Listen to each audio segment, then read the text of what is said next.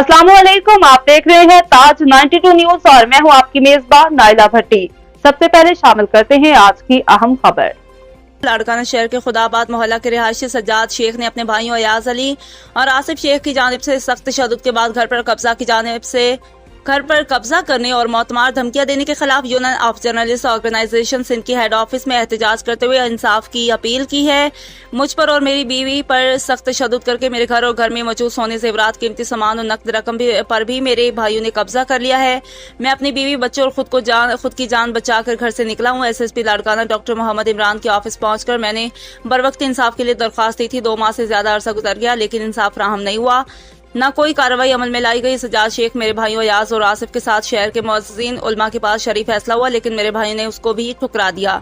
अब मेरे भाई मुझे और मेरे अहले खाना को जान से मारने की धमकियां दे रही है। मैं दर दर की ठोकरें खाने पर मजबूर हो गया हूं। मैं chief justice Sindh high court समेत IG सिंध, DIG लाड़काना और SSP लाड़काना से अपील करता हूं कि मेरे भाइयों के खिलाफ कानूनी कार्रवाई करके छीना गया घर वापस दिलाया जाए।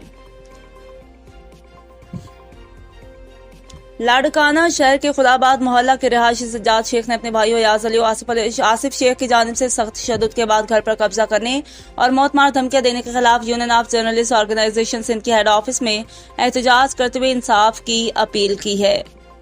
मुझ पर और मेरी बीवी पर सख्त तशद्दुद करके मेरे घर और घर में मौजूद सोने जेवरात कीमती सामान और नकद रकम पर भी मेरे भाइयों ने कब्जा कर लिया है।